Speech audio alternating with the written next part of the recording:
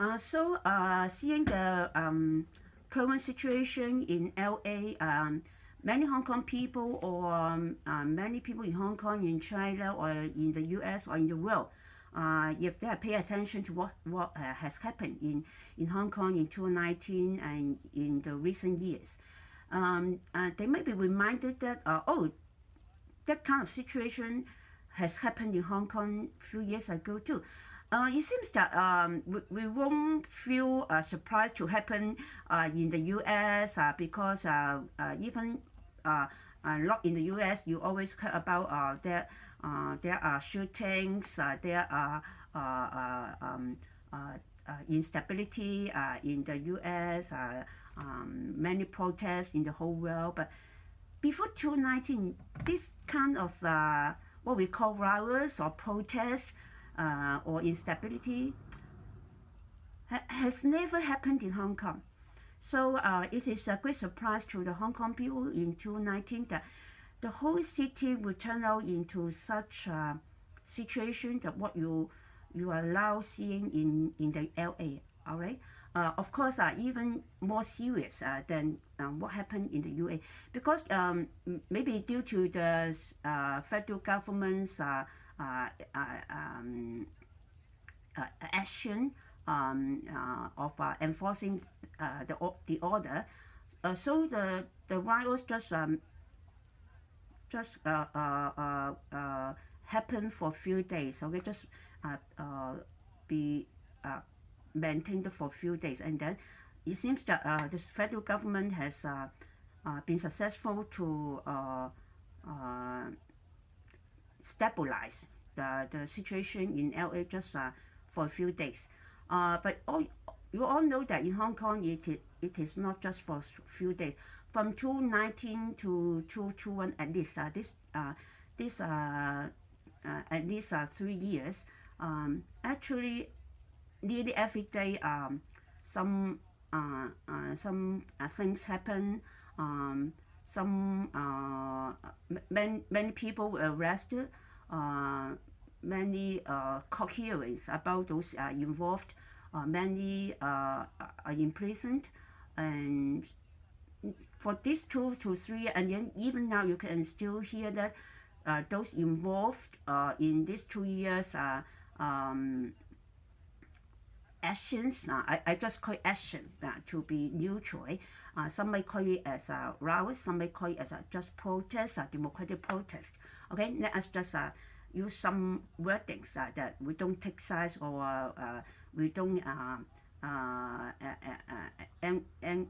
we don't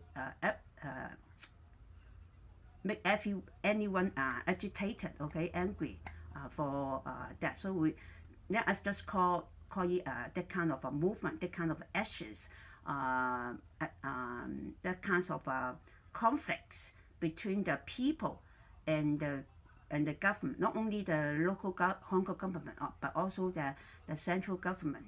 Okay, so what you see in the UA seems happening in Hong Kong a few years ago, and then lasting for at least 2 to 3 years, and then not just some people were caught, but you can see some difference.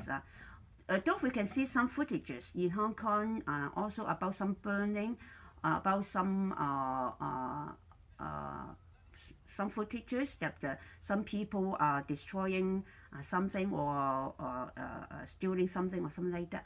But those footages actually at that time we can hear that those footages, those actions are not done by the people who are really taking this movement to voice their opinion. They are taken by someone who really want people to believe that those people are riots, and then those things are done by the riots, just like what we have seen the routers in LA, that they have burned something, they have broken into some building to steal things. I don't know.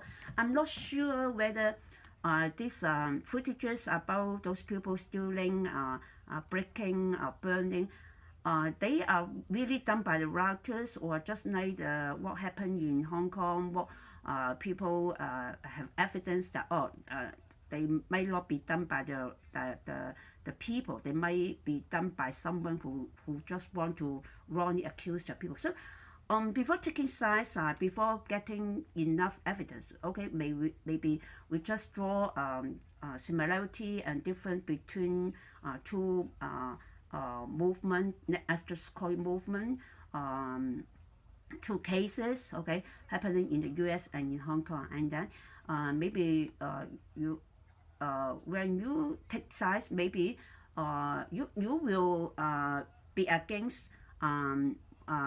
those who affect their actions, affect the stability in Hong Kong. You will side with the government to make an action to suppress those people involved, so that to make an end to this movement as soon as possible, so that to maintain the normal order, okay, to put back the normal life, so that now this few years, no more movement, no more protests, no more riots in Hong Kong. So the government and the leader always claim that, oh, now you see that Hong Kong is back to its stability. But when so many people were caught in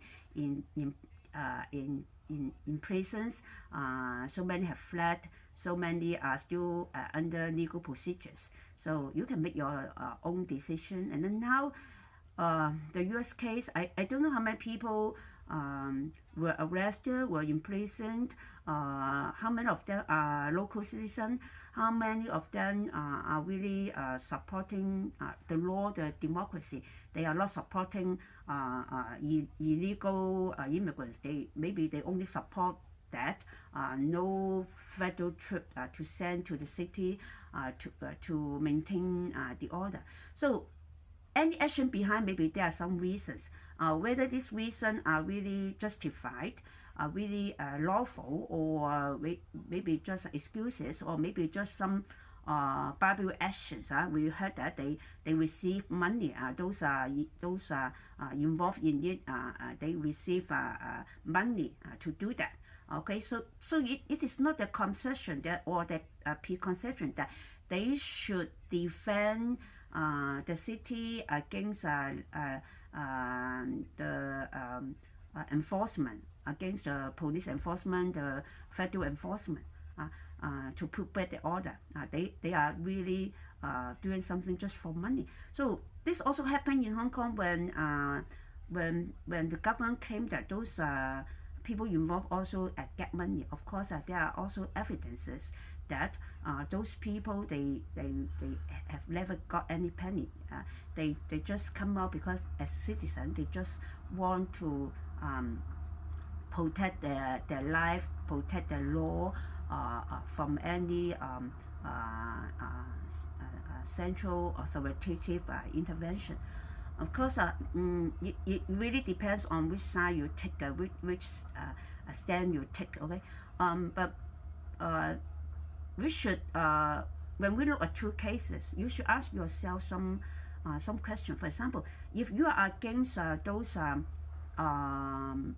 people who do something to protect their rights in Hong Kong against the police force, will you also support those people in the U.S. To do something to protect their citizen rights against the central government, or will you support one side but you are against the other side? So when you yourself are involved, for example, if I am a citizen in the U.S., if my right is involved, then I want to come out, I want to voice, and so I want to even to do something to show that I am against the federal intervention, and I think that I'm right. But when you look at the cases in Hong Kong in 2019, maybe you are against, because you see those people, they affect the stability.